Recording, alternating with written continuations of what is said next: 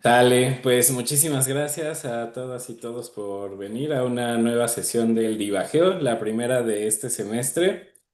Y vamos a empezar muy fuerte y estamos muy contentos de tener aquí a un gran colega y amigo, Andrés Ahumada de CUNEF Universidad, que nos va a platicar de pares y tuplas métricas. Muchas gracias, Andrés. No, gracias a ti a Oscar y a Juan Carlos por la oportunidad de hablar en este divageo, que ya es toda una institución. Bueno, pues yo les voy a hablar de un trabajo que hemos estado haciendo, Mauricio, que creo que está por ahí, Manuel Cuerno, también de ahí de CUNEF. Y bueno, ya hemos estado incorporando y haciendo cosas con ahora estamos trabajando con Chucho, entonces como que estamos tratando de explorar muchas cosas de esta parte de los pares y de las tuplas métricas, ¿no? Entonces es un proyectito, o aunque Chucho no ha avanzado.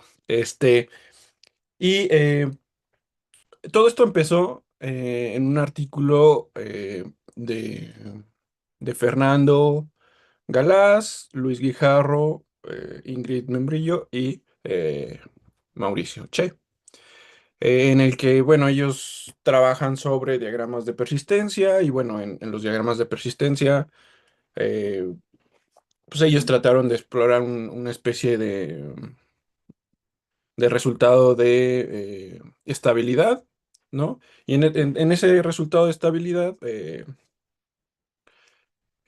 pues introdujeron el concepto de pares métricos, ¿no? Y no exactamente la distancia entre dos pares métricos, pero sí la noción de tener como una especie de epsilon aproximación entre dos pares métricos, ¿no? Y todo esto con el objetivo de trabajar en diagramas de persistencia y así, ¿no? Entonces después nosotros como que lo tratamos de extraer, Mauricio y yo. Este, y pues y tratamos de extraer los resultados, digamos, más clásicos de la teoría de convergencia, ¿no? Entonces, lo primero que les voy a hablar, digamos, la estructura de la plática va a ser la siguiente. Primero les voy a hablar de lo clásico, que es la distancia de Hausdorff, la distancia de Gromov-Hausdorff, y luego vamos a ver las versiones para pares métricos. Ahí les hablaré específicamente de lo que significa un par métrico y, bueno, tupla métrica, ¿sí? Después hablaré un poquito sobre los primeros resultados que obtuvimos, Mauricio y yo. Luego les hablaré un poco de un resultado que hicimos, Mauricio y yo y Manuel Cuerno. Este, ¿Qué es esto de la densidad de superficies? Ya explicaré lo que significa. Y luego más resultados que hemos obtenido. Y bueno, al final, eh, si hay tiempo, trataré de explicar esta demostración de la densidad de superficies. Y si hay preguntas, no duden en hacerlas. ¿Sí? Entonces, lo primerito con lo que trabajamos, pues es la distancia de Hausdorff, que es simplemente, bueno, si tenemos dos subconjuntos de un espacio métrico, pues lo que hacemos es a cada conjunto lo cubrimos con una nube, digamos, con una epsilon vecindad, y cubrimos el otro, ¿no? Y cuando hacemos el epsilon pequeño, pues esa es la distancia de Hausdorff, ¿no? Entonces, esto define en el hiperespacio, que es todos los subconjuntos cerrados de un espacio métrico, pues es un espacio métrico con esta distancia, ¿no? Es la clásica. Como siempre, bueno, hay varias versiones de la distancia de Hausdorff, equivalentes, ¿no? Eh, en parte, nosotros en el trabajo que hicimos, Mauricio y yo, fue tratar de dar varias nociones de la distancia de Hausdorff, de Gromov-Hausdorff, en la versión, la versión por pares, ¿no? Eh, bueno, la siguiente es la distancia de Gromov-Hausdorff. Entonces aquí esta ya es. es para espacios métricos arbitrarios, digamos, en principio, donde, bueno, vamos a definir la distancia entre dos espacios métricos, X e Y, pues como la distancia de Hausdorff en un espacio métrico Z, ¿sí? Y donde encajamos isométricamente cada uno de los espacios métricos. Entonces, este ínfimo va a ir sobre todos los espacios métricos donde podemos encajar isométricamente los previos espacios métricos, X e Y, ¿sale? Entonces, esto, si nosotros ahora nos restringimos a los espacios métricos compactos, pues entonces es un espacio métrico también, ¿sale? Eh, voy un poco rápido porque creo que casi todos de nosotros hemos visto más o menos estas nociones. Entonces me voy a pasar a la versión ya de pares métricos, ¿sí? Entonces, un par métrico va a ser simplemente un espacio métrico X. Perdón, perdón. Hola, Sí, Andrés. ¿Cómo estás? hola. Hola, hola. Oye, pero yo no soy, yo no soy uno de esos. A ver. O sea, el ínfimo tomas dos distancias y ¿qué? No, Y a ver, tomas dos funciones y mides la menor de las distancias, o sea, cada una con sus respectivas distancias y bueno, en cada espacio con sus respectivas distancias y entonces tomas la menor de las distancias entre que nos generen esas dos posibles distancias. o sea, tú tienes tus dos espacios métricos originales, X, Y, y los encajas en un espacio métrico Z. Ajá. Esos encajes son phi y psi, y ahí mides la distancia de Hausdorff. En cada uno de esos dos, ¿no? No, lo mides en Z, Lo mides en Z, de la imagen. de la imagen, Ajá. usando la distancia de Hausdorff, que es la que vimos en la diapositiva anterior. Perdón, perdón, sí, Entonces, llegué un poquito tarde, pero sí. después, este ínfimo se toma sobre todos los espacios métricos Z, donde los puedes encajar. Ah, ok. Entonces, y todos los encajes que puedas hacer en ese Z. O sea, porque puedes tener un mismo espacio métrico Z y distintos encajes de tu espacio métrico, de tus Sí, espacios sí. métricos. Diferentes funciones, ¿no? Sí, entonces, obviamente esta cosa es pues bastante compleja de calcular, entonces pues hay distintas versiones de cómo se calcula la distancia de Gromov-Hausdorff y distintas maneras de acotarlas y de todo eso, pues en vista de que puede ser complicado, por ejemplo, con esta versión, ¿sí? Ok, ok, ok. Vale, vale, mejor. Vale, gracias. Entonces, como les decía, entonces los pares métricos son simplemente espacios métricos, ¿sí? X y un subconjunto cerrado A, ¿no? En general, eh, vamos a trabajar casi siempre con espacios métricos compactos o propios y automáticamente el subconjunto va a ser compacto, ¿sí? Entonces, las tuplas métricas simplemente van a ser lo mismo, pero en lugar de un subconjunto vamos a tener un conjunto de subconjuntos anidados, ¿no? Y simplemente va a ser eso. O sea, el X el grandote, y luego luego un subconjunto de ese más pequeño, y así sucesivamente hasta llegar a un subconjunto más pequeño, ¿no? Y ya hablaré un poquito más de eso, pero pues estamos explorando que en lugar de que sea un subconjunto finito de subconjuntos, que sea una sucesión de subconjuntos anidados, ¿no? Bueno, ahora la distancia de Hausdorff pues va a ser pues casi la misma que la distancia de Hausdorff normal.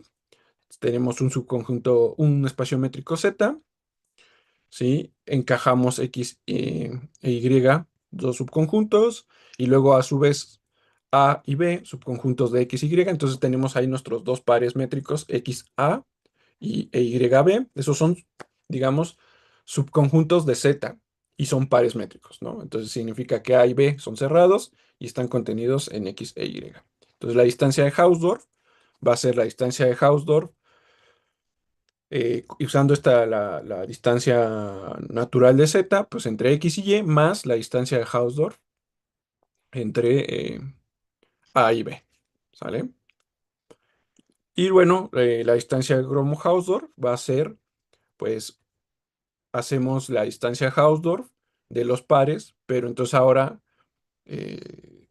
usamos todas las, digamos, generalizamos la versión anterior y, y es sobre todas las funciones, eh, las métricas admisibles en X unión disjunta Y, que es casi lo mismo que la otra versión que estaba acá, digamos que es el ínfimo sobre todos los encajes, pero esta es que D, bueno, delta sea una métrica admisible en la unión disjunta de X y Y. ¿Qué significa que sea eh, una métrica admisible en la unión disjunta de X, Y? Y, pues que es una métrica en este espacio métrico, X unión disjunta Y, en X coincide con la distancia en X y en Y coincide con la distancia en Y, ¿no? Entonces es la distancia de Hausdorff usando todas estas métricas admisibles de estos pares, usando esta distancia de Hausdorff acá arriba, ¿sí? ¿Hay dudas o comentarios hasta aquí? No, no, no. Vale, entonces simplemente recordemos un par métrico, pues, es un espacio métrico, un subconjunto del espacio métrico y y medimos casi pieza a pieza, ¿no? O sea, los espacios grandes y luego los espacios, los subconjuntos cerrados usando Hausdorff para todas estas métricas admisibles, ¿sí? Ok, entonces los primeros resultados que obtuvimos, Mauricio y yo, pues fueron primero pues un teorema de encaje. ¿Qué significa esto? Pues es un resultado este, de, de, donde si tenemos una sucesión de pares métricos con cierta propiedad, digamos, este, que es sobre las distancias entre los elementos de la sucesión, pues entonces puede ser encajado en un espacio métrico que podemos construir. Bueno, es un par métrico, de hecho. Este, Pregunta. sí. Justamente eso te está diciendo que puedes encontrar un espacio métrico donde se realiza la distancia de Grobmo-Hausdorff o no es lo que está diciendo. O No, sea, porque tú tienes el ínfimo y no tiene por qué realizarse. no, no, no. O sea, aquí lo que construyes es el espacio límite de la sucesión, digamos, en el, te- Ah, ok. en el encaje. Ah, ¿dónde? Ah, ok, ok, ¿Sí? ok. Oye, y pregunta, dada la distancia de Grobmo-Hausdorff, ya dice Chucho que sí se puede hacer en algunas condiciones. O sea, que la distancia de Grobmo-Hausdorff sí la puedes realizar en algún espacio métrico. ¿Sí? Sí. Va, Supongo que ya. será un poco siguiendo esta idea de acá, de las métricas admisibles, construir la que sí sea el ínfimo. Ver Ajá, cuándo sí, las pero. métricas admisibles dan el ínfimo. Ajá, va. Sí, Bueno, sí, sí, hay, gracias. hay un paper ahí de Ivanov, no el Ivanov Sergey, sino otro Ivanov. Y no me acuerdo exactamente las condiciones, pero justo te construyen un espacio donde se realiza. Lo voy a poner ahí en el chat. Va, gracias. Oye, bueno, otra pregunta. Sí.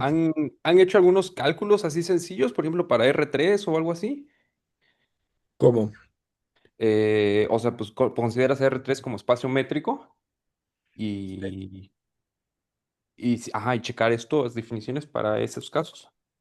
Eh, Sí, o sea, o sea, casi todos los ejemplos típicos en los que te puedes encontrar para construir, o sea, para tener una noción de esto, pues son en R3, o sea, casi siempre piensas como que tu espacio ambiente Z y tus eh, espacios métricos con los que estás trabajando, pues son superficies. En la idea, digamos, cuando estás trabajando en tu idea y pues las maneras más fáciles digamos, de Eh, calcular, pues están en ejemplos de ese tipo, en R3. No, pero por ejemplo, me refería a si tienes algún cálculo explícito, digamos, para, no sé, tomar R3 y como subconjunto ahí un círculo, una esfera y checar distancias ahí para O algunos dos casitos. esferas, o dos Ah, esferas, ¿no? o dos esferas, sí, o algo que estén trasladados, ¿no? Porque por lo que entiendo, lo que quieres es medir distancias entre, pares de conjuntos, ¿no? Entonces, por eso consideras la distancia entre los más pequeños y la distancia entre los grandes. Entonces, hacer algunos calculillos ahí para ver más o menos cuánto da. Es que es bastante difícil. Si de por sí solo la distancia de Hausdorff entre dos subconjuntos es difícil, eh, la distancia pues, de pares es hacerla casi dos veces, ¿no? Eh, o sea, si tienes los cálculos casi de... Esta es una pequeña generalización, digamos, de la de Hausdorff normal y de la de Gromov-Hausdorff normal, digamos. Ajá. Entonces, si tienes casi los cálculos normales de Hausdorff, tienes los cálculos de los subconjuntos cerrados, digamos. O sea, Mm. de las dos, de esta versión, pues. Ok. ¿Sí? Más o menos. Explícitamente ahorita no tengo ningún cálculo, Ujú. me iba más bien en la teoría, pero este, es que como es tan difícil, como juegas o con todas las métricas admisibles o juegas con todos los encajes, Ujú. eh, pues resulta ser un poco complicado en la manera en la que calculas. Normalmente, en lugar de darte un número, explícito, te dan una cota, ¿no? Y entonces haces esa cota tan pequeña como tú quieres. Ok. Bueno. ¿Sí? Que ya hablaré, por ejemplo, en lo que decía de la densidad, cómo funciona un poco ese proceso del cálculo, ¿no? Ujú. Ok. Va. Eh, Luego tenemos un teorema de completez, que es si tienes el espacio de las clases de isometría de pares métricos propios, pues este espacio, que ya dijimos que era este, ya dijimos que es un espacio métrico, pues si son propios, entonces ese espacio métrico es completo, ¿no? Y bueno, el teorema de precompacidad de Gromov, ¿sí? Donde pues es una herramienta para determinar cuándo tenemos familias de pares métricos y cuándo esas familias de pares métricos es precompacta, ¿no? Eh, no lo hemos aplicado tantas veces como quisiéramos, entonces hay todavía una tarea por hacer. Lo que hicimos en ese primer artículo, Mauricio y yo, fue hacer ciertas aplicaciones que más que aplicaciones de los resultados eran una especie de, re- de que reescribimos y pusimos en este marco teórico varios resultados que ya se tenían, ¿no?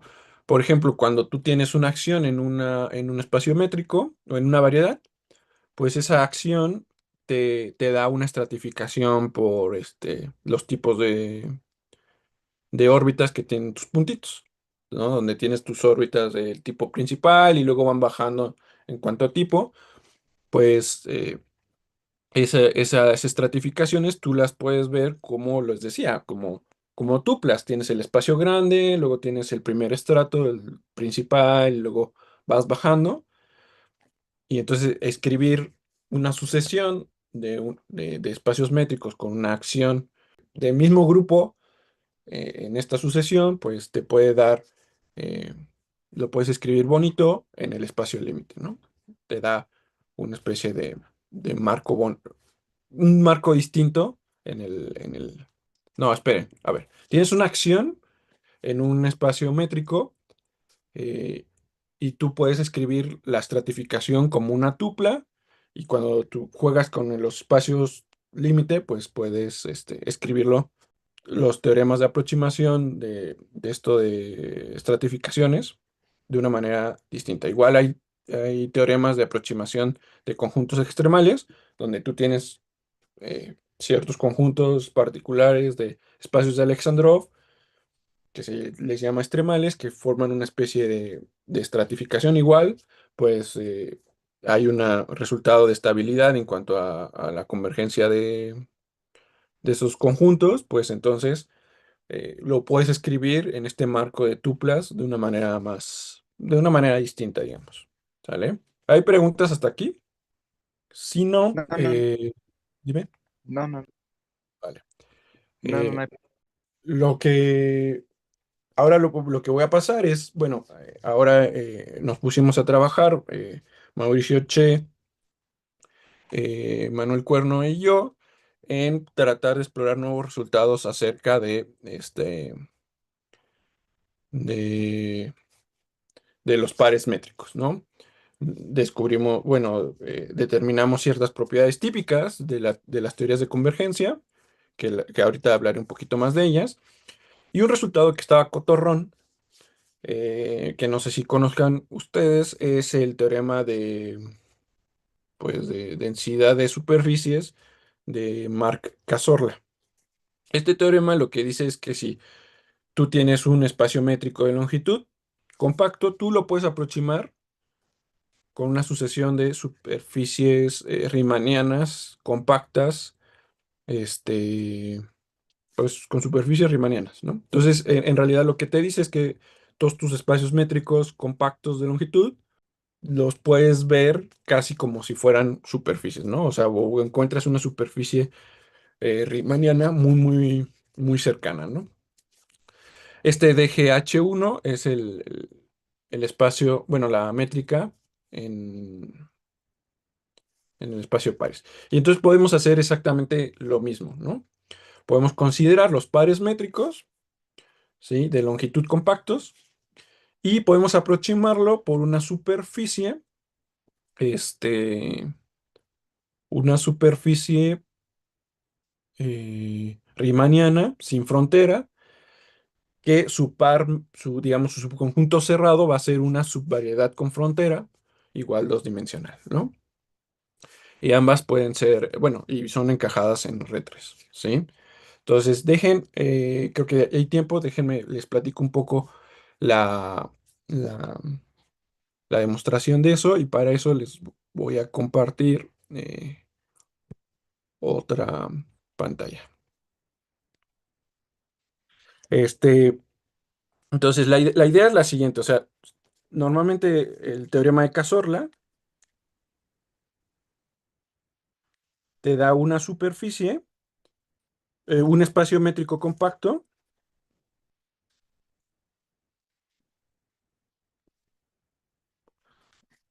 de longitud, y tú construyes, primero, el primer paso es una epsilon red. ¿Qué es esto? Pues es un subconjunto finito, una epsilon red S, un subconjunto finito de X de puntitos. Y estos puntitos están epsilon cercanos a todos los demás puntitos. Y aparte, son, digamos, epsilon cercanos a X, son finitos y son minimales en el sentido de que después de un cierto momento, pues ya no puedes agregar más y, eh, y paras, o sea, porque eh, te puedes, pa- te- si tú sigues agregando puntos a un conjunto S, siguen siendo finitos, siguen siendo epsilon cercanos, pero necesitamos que estén bien distribuidos, digamos, a lo largo de X. Ese es el primer paso. Y luego el siguiente paso es que si tenemos puntitos, digamos, estos ya son digamos, X1, X2, X3 y así. Esto es del espacio métrico. Pues si están suficientemente cercanos X y 1, pues los unimos con, eh, digamos, aristas o, bueno, las geodésicas que los unen, ¿no? Entonces, así creamos un complejo simplicial,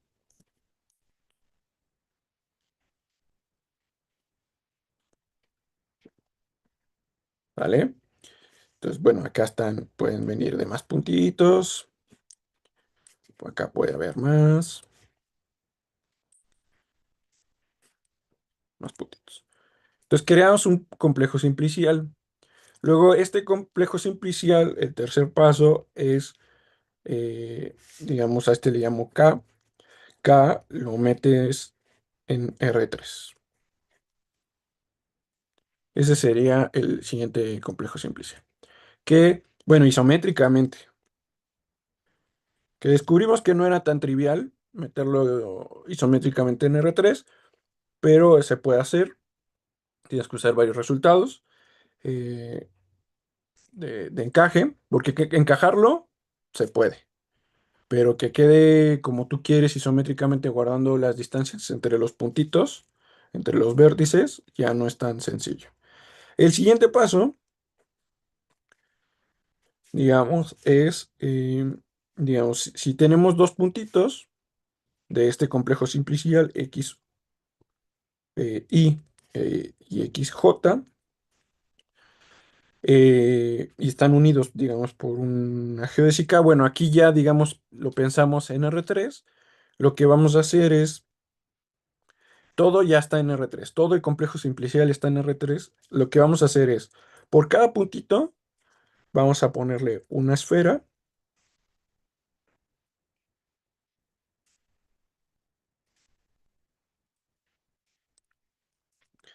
Cada puntito le ponemos una esfera. Disculpen mis dibujitos. Ahí está, mi esfera. Y por Están re cada arista, bonitos. sí, Los claro. dibujos están buenos. Y por cada arista que tengamos, pues le ponemos un cilindro. Digamos, bueno, tenemos cuidado, voy a medio adelantarme. Entonces los pegamos como en la tapa de la esfera, ¿vale? Y así todo el complejo simplicial, ¿sale? Tenemos que tener cuidado con el radio de las esferas para que se aíslen los puntitos, ¿no? Para que esta esfera no toque a esta esfera, para que, bueno, eso principalmente. Y luego tenemos que tener cuidado con el radio de los cilindros,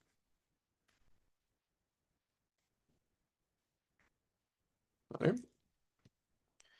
De manera que para que cuando tengamos dos cilindros que salen de un mismo vértice, no se toquen los dos cilindros. Y si hay cilindros que pasan lejos, digamos, no se toquen entre ellos, ¿no? Entonces, teniendo eso en cuenta, pues ahora la parte complicada digamos, del teorema de Cazorla es calcular la distancia entre el complejo simplicial que está dentro y el complejo simplicial y la superficie que creaste aquí, ¿no? Que a priori no es diferenciable, no es riemanniana, bueno, pero se puede hacer haciendo como esta especie de suavizado como no me acuerdo del nombre, pero de esta suma conexa o ¿cómo le llaman? Adjunction o algo así, donde vas pegando partes, varias riemannianas de manera suave. Entonces así vas pegando todas las piececitas y te queda una superficie suave.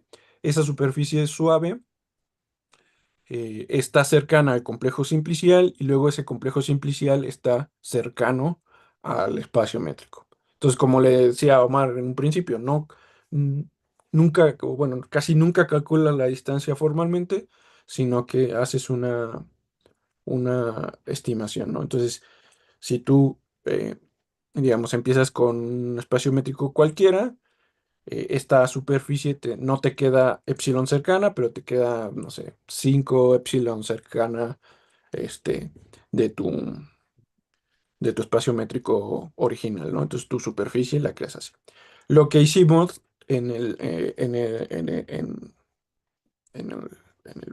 este nuevo paper, digamos, con Mauricio y con Manuel, fue emular todo esto, pero con los pares. Entonces, la primera cosa que tuvimos que hacer es para los espacios de acá, digamos, para la epsilon red, pues fue empezar con una epsilon epsilon red, bueno, lo pongo acá mejor. Empezamos, digamos, con una epsilon red de, si tenemos el espacio, el par métrico XA, con una epsilon red de A y extendemos a X. Y hacemos el mismo proceso. Tiene que, para cada, para, primero para A y luego para X, tiene que tener estas tres propiedades, ¿sí? Luego el complejo simplicial, marcamos el restringido A, digamos, ¿sí? Complejo restringido, ¿no? Donde decimos que los vértices de la restricción van a ser los puntitos que están en A, ¿no? Y luego, para que haya aristas en este subcomplejo simplicial, tienes que tener un, una geodésica dentro del subconjunto A. Si no, no solo que estén cercanos, sino aparte que haya una geodésica que los una, ¿sí? Esa es la restricción que tenemos para este complejo simplicial. Y luego esta construcción, bueno, que lo metamos en R3 es lo mismo. Y luego la parte de la superficie también es la misma. Nada más marcamos de nuevo cuáles son los vértices que vienen de X, cuáles vienen de A, cuáles son las aristas que están dentro de A, de este complejo L. Y, en fin, esos serían la única cosa.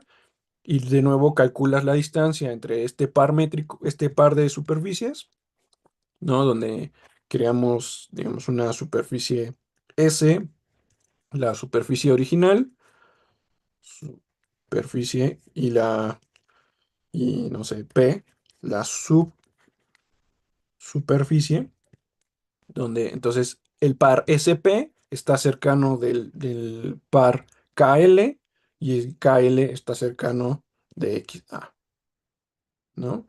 Esa es la idea de la demostración de este nuevo resultado que pusimos, que les puse que hice con Mauricio y con Manuel, donde pues entonces todas tus pares métricos compactos y de longitud los puedes acercar de superficies, de superficies riemannianas con sus superficies con frontera. Ahí esa parte con frontera pues viene del hecho de que pues lo que vas a tener son lo mismo que tenías para S, lo que vas a tener para P, pues van a ser las esferas como agujereadas y ahí va a estar la frontera. La frontera de P van a ser circulitos sobre las partes esferas, ¿no? Que van a ser su subsuperficie de S. ¿Hay dudas o comentarios de esta parte? No, está muy bonito cómo lo dibujas. Lo haces ver muy fácil, está muy bien. Bueno, gracias. A ver acá. Va. Entonces voy a regresar a la presentación. Entonces, este es el resultado que obtuvimos Mauricio, Manuel y yo. Como comentario es, bueno, si se fijan en la subsuperficie que creamos, pues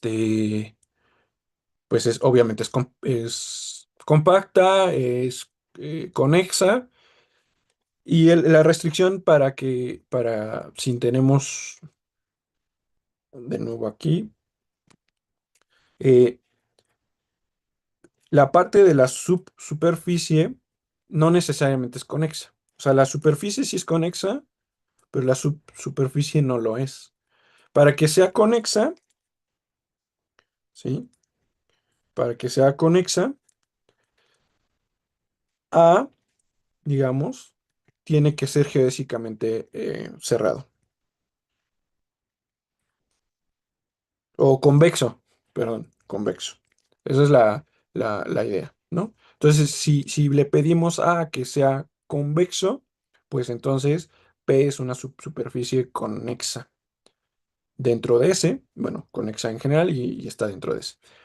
Luego, otro comentario es, no podemos tener ningún tipo de control sobre la topología de estas superficies, ¿sí?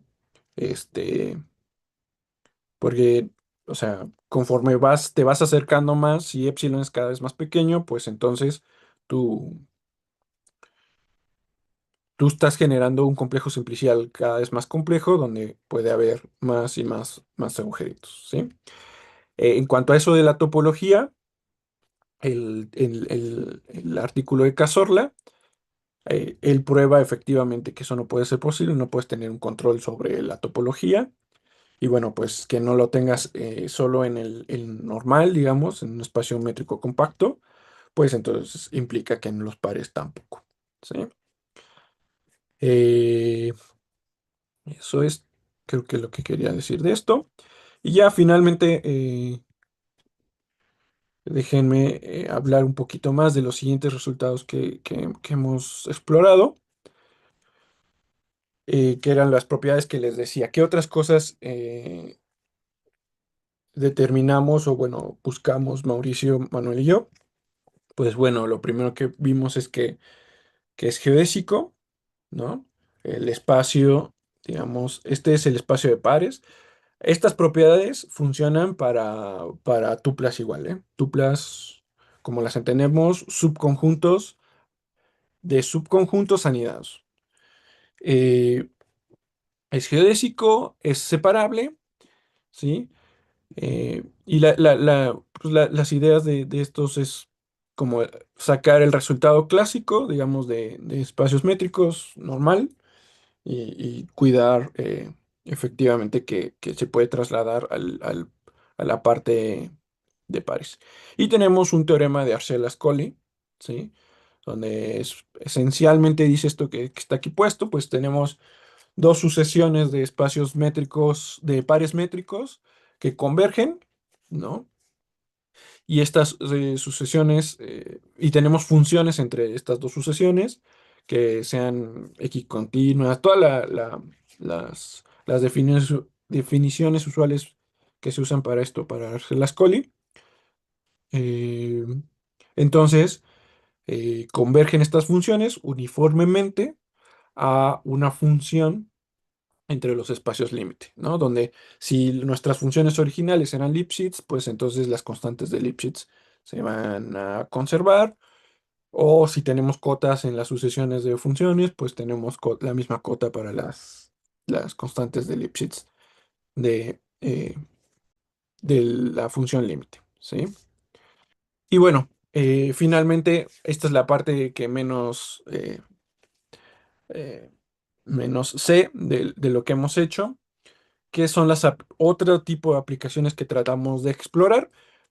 De nuevo, no hemos sacado todavía digamos, una aplicación donde agarramos alguno de los teoremas que tenemos y lo apliquemos dentro de estas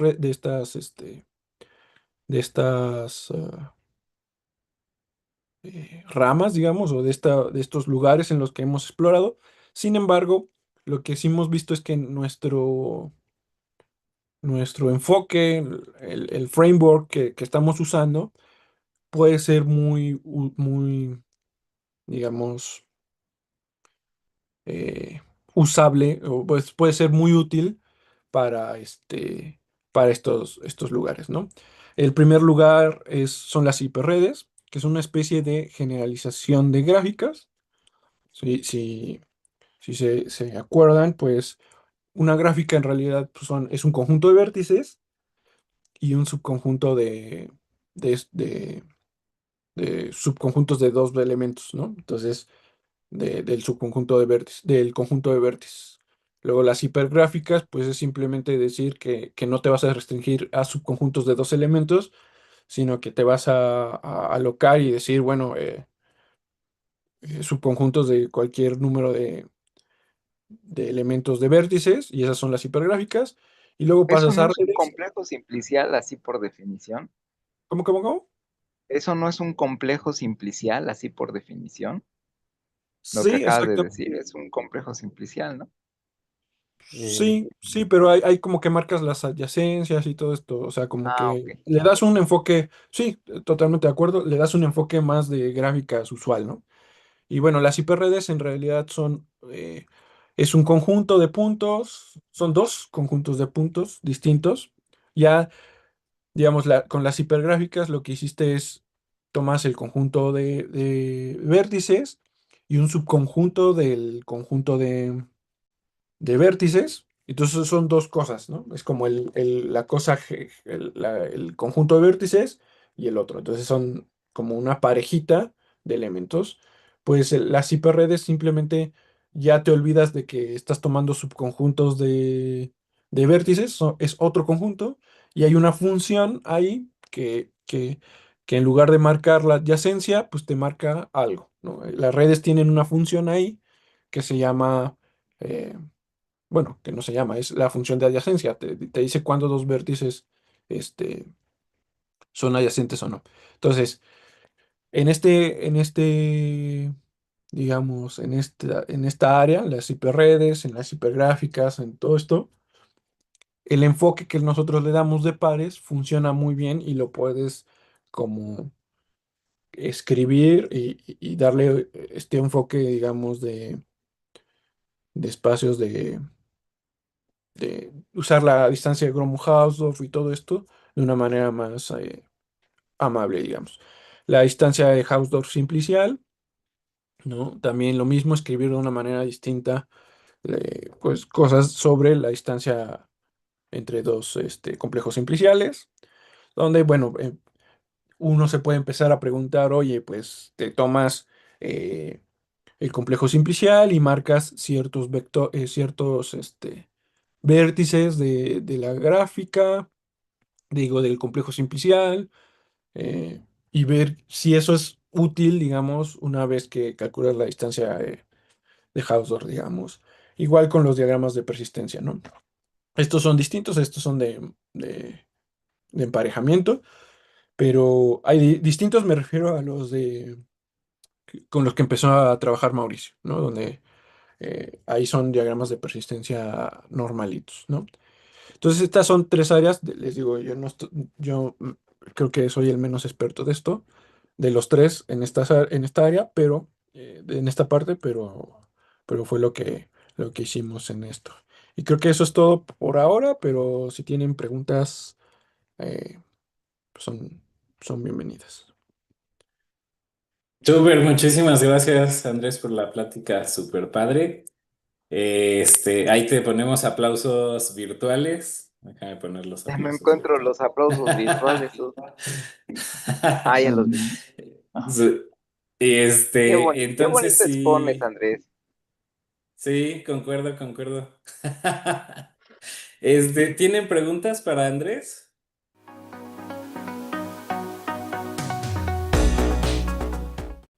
Sí, yo nada más quiero saber, Andrés, estos pares, bueno, los espacios métricos, pues ya sabemos que aparecen en muchos lados como estos límites de variedades o cocientes de variedades y todas estas cosas.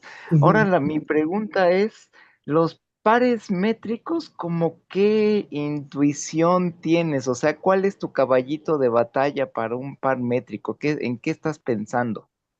Yo siempre trato de pensar en las fronteras. O ¿En las sea, qué? en la Ah, frontera. frontera. Ah, buen punto. Entonces, no, normalmente no te...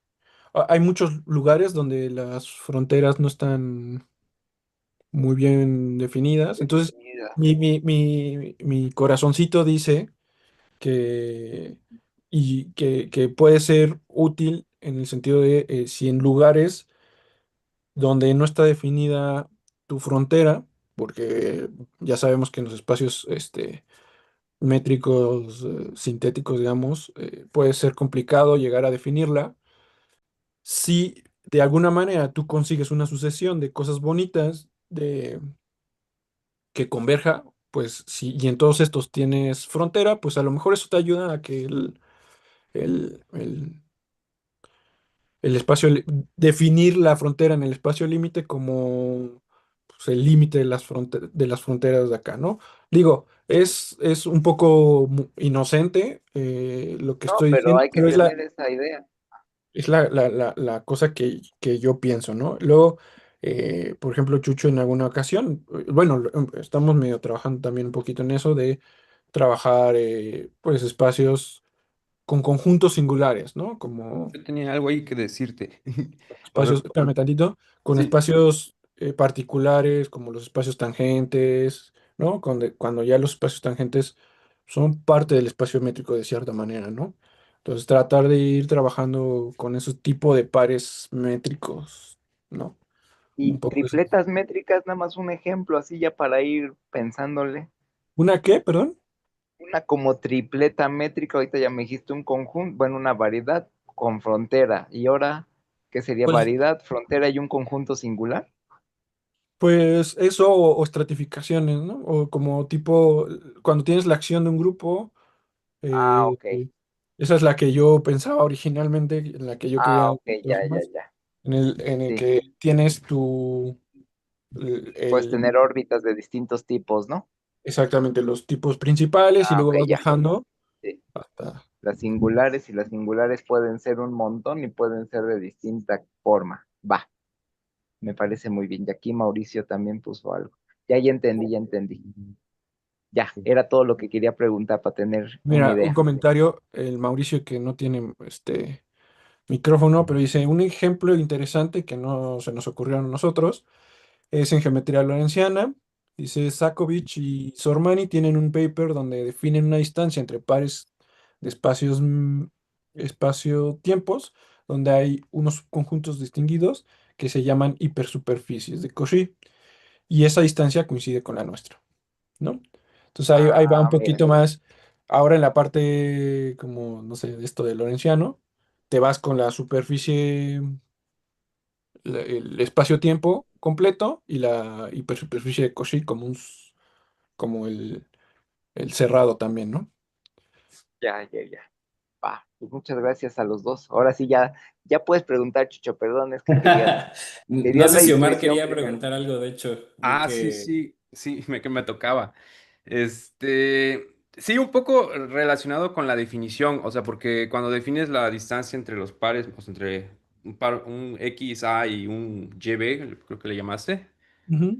O sea, ¿qué pasa en los casos donde los dos objetos, por ejemplo, son iguales? ¿Ahí debería de dar cero y cero o no? O sea, esa es la intuición. O sea, sí estamos midiendo o sea, en el caso en que estemos midiendo la distancia consigo mismo, pues, ¿sí estamos midiendo eso o no? Sí, O sea, porque ¿cuál es es un la espacio. intuición? Sí, o sea, pues casi lo primero que te preocupa es ver si es una distancia, ¿no? Y si es una distancia, pues es cero si solamente son isométricos, ¿no? Ujú. Entonces, pues esencialmente si te da cero, es que, bueno, la de pares es que tanto el espacio grande como el espacio chiquito son isométricos.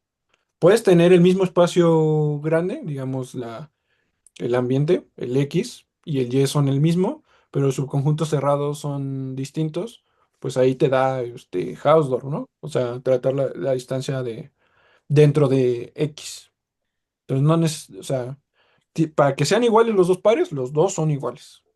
No sé, bueno, sí, no sé si me expliqué bien, pero bueno, O sí. sea, sí, no sé.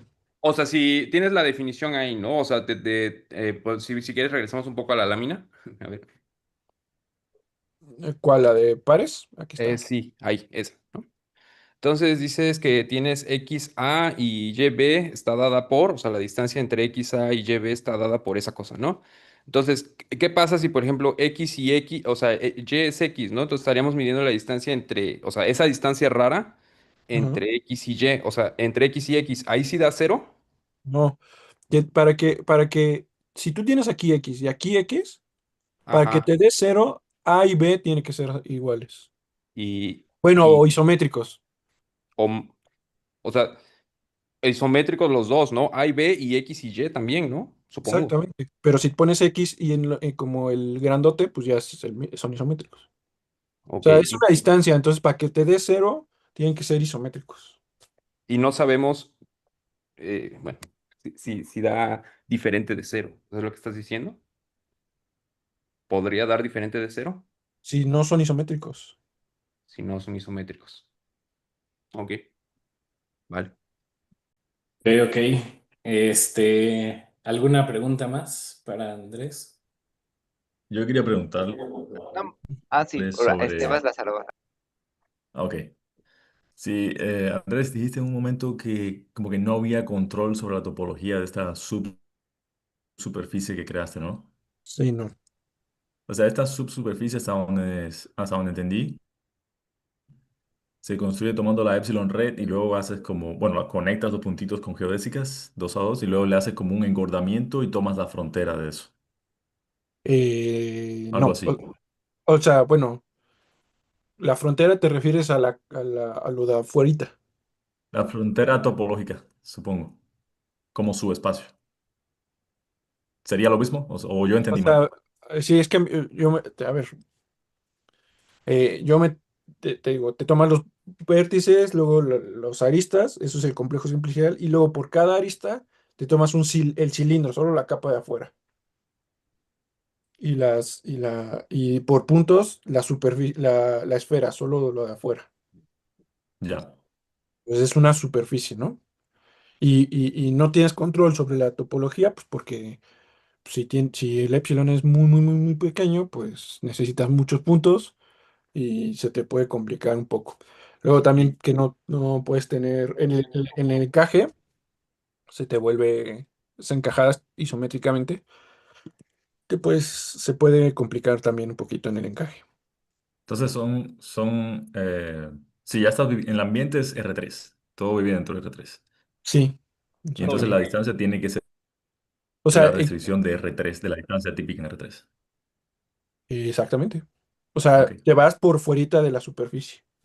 Ujú. Entonces, esto es, o sea, Cazorla hace un comentario como dice, muy curioso, bueno, dice, esto tiene como una idea filosófica, digamos, muy curiosa en el sentido de que lo que te está diciendo este teorema es que cualquier espacio métrico compacto de longitud lo puedes ver como una superficie en R3, ¿no? Esa es Mm. la idea, digamos, que él tiene y que es cierto, ¿no? O sea, bueno, O sea, digamos, en la topología gruesa es como lo puedes representar por una superficie. que sí, digamos, lo puedes representar o bueno, o sea, realmente solo lo puedes, aproximar, ¿no? Pero Aproximar, sí, sí, sí. como que, por eso digo, es filosóficamente, de que la idea es como pensar que, que por muy loco que tu espacio métrico sea, siempre y cuando sea compacto y de longitud, pues lo puedes pensar dentro de R3. Y me imagino que los ejemplos en que habrá estado pensando Cazorla, o no sé si, sí, posiblemente Cazorla, que era el que decía que no se podía decir sobre la topología, ¿no? Eran como espacios métricos que fueran localmente, o sea, que no fueran localmente contraíbles, ¿no? O sea, que para evitar la hipótesis de que fuera a ser un CW complejo, porque, digo, si es un CW complejo, esto que construiste se parece al dos esqueleto, o se parece como que, tiene como que ver con un posible dos esqueleto de ese espacio y podríamos decir algo al menos del pi 1, ¿no? Entonces me imagino que estará pensando en un espacio como complicado, como un arete hawaiano o algo así. O sea, a lo que me refiero o sea, lo que él hace en particular con el control de la topología es que, por ejemplo, el pi 1 no puedes darle o sea, el número de generadores, digamos, no lo Ujú, puedes acotar. Y es lo que hace. Él dice, bueno, imagínate, que tú tienes un espacio, considera la clase de espacios métricos, de superficies como que con el género acotado, con ujú. una constante. Entonces, como que él construye un espacio métrico o una superficie, bueno, un espacio métrico y una superficie que se aproxima, de manera que no puede suceder, ¿no? Porque dijiste por contradicción que estaban acotados, digamos. Más o menos la idea, ¿no? Ahí me pierdo un poquito más en la parte más ruda de topología algebraica, pero esa es más la idea. En cuanto al género de las superficies, no lo puedes controlar. Ok. Y se podrían dar dos de estas epsilon redes ¿sí? que generaran, digamos, superficies no homeomorfas. Dos super... Dos... Sí, o sea, la epsilon red Ajá. no tiene que ser única, ¿no? No, no, no. No, Entonces, y sí, esa epsilon red generó una superficie. sí. Ujú. ¿Esa dependencia cómo es? Es muy arbitraria, ¿sí? ¿No? Tú puedes, digamos, la construcción de tanto tu superficie como el subconjunto, superficie, pues, es un poco, eh, no tienes un control. Sí podrías tener hipersuperficies e epsilon redes distintas y te Ujú. dan superficies distintas. Lo que sí es que ambas están epsilon cercanas, o bueno, cercanas a tu espacio métrico original. Ya, porque estaba pensando en ejemplos tipo, a lo mejor tienes un espacio y puedes dar redes en las que hay dos de esas superficies que lo representan, que una es orientable y la otra no lo es, quizá. Por ejemplo, Sí, sí, si ya ¿te le podría asignas suceder eso? orientación, ya. Porque en principio solo le pides, perdón que me meta, pero en principio solo le No, metes no, sí, bienvenidos. en principio solo pedías que las distancias fueran equidistantes, ¿no? Entonces hay los puntos y los puedes meter como sea en R3, por ejemplo, y bueno, pues eso, todas las superficies que te quedan son, son equivalentes entre distancia, pero no homeomorfamente, ¿no? O sea, no, son fuertes o sea, el hecho de que estén a epsilon de distancia o la distancia que le asignes es fuerte, ¿no? Es una asignación fuerte.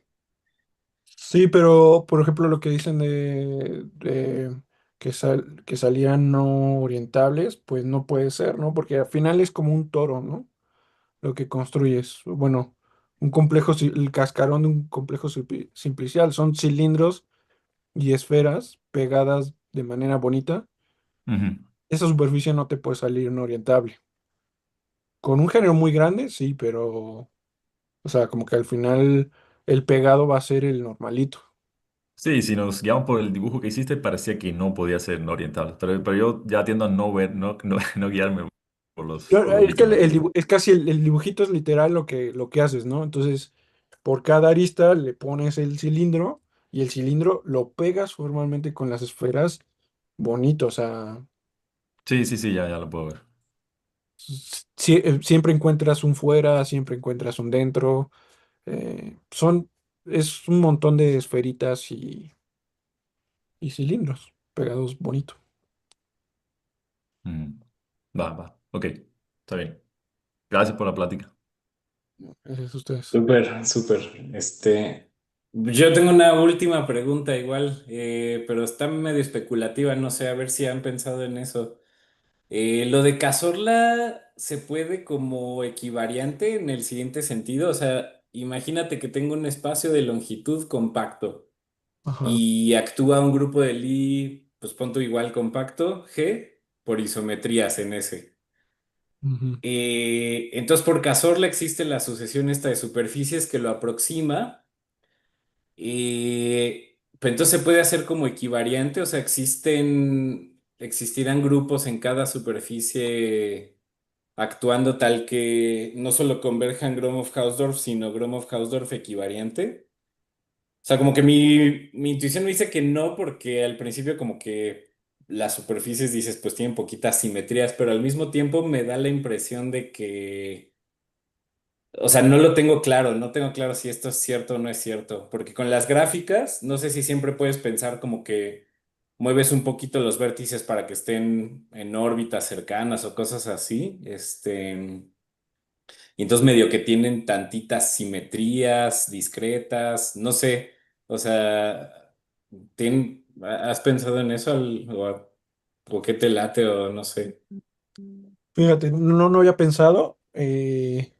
Suena muy interesante. Y no sé, por partes me suena que no y por partes me suena que sí. O sea, como Sí, que, yo estoy igual.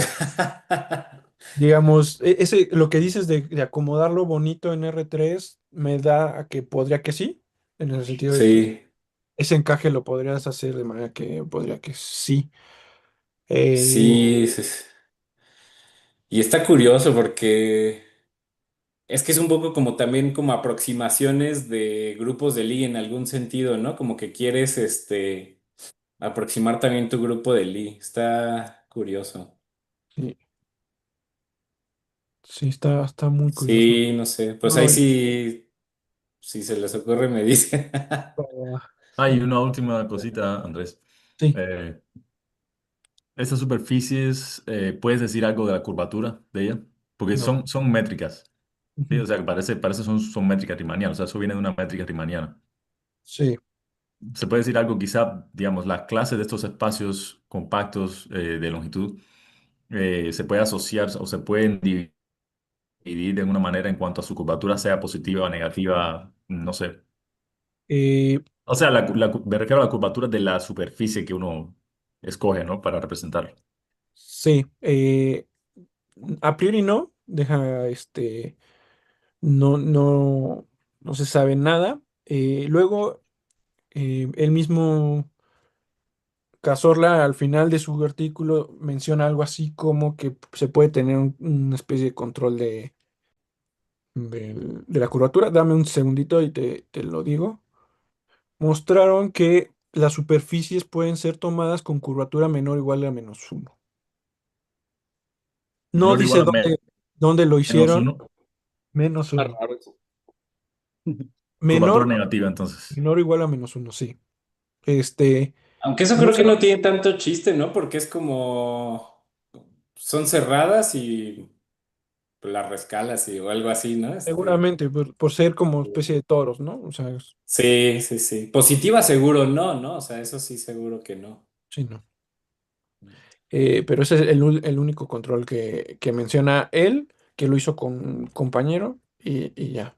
Es lo único que creo Ok. que se tiene. Suena como una construcción que da lugar a muchísimas preguntas. Sí, sí, sí, sí. Y quedó un poco, siento yo que este resultado quedó un poco ahí medio oculto.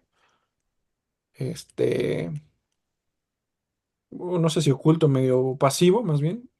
Pero es bien bonito, a mí me gusta un chorro. Ok.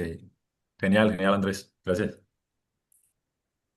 Súper, pues ya ya se nos fue el tiempo, pero muchísimas gracias, Andrés. Estuvo bien padre la plática. Ya, si tienen más preguntas, pues ya le mandan correo masivo ahí a Andrés. Sí, muchas Muchas gracias. gracias. Entonces nos vemos en 15 días para la plática de Yair. Yair, ay, se me fue el apellido ahora, John, que me... Arrueta. Arrueta. Barrueta, sí. Yair Arrueta. Súper. Bueno, pues muchas gracias y chao.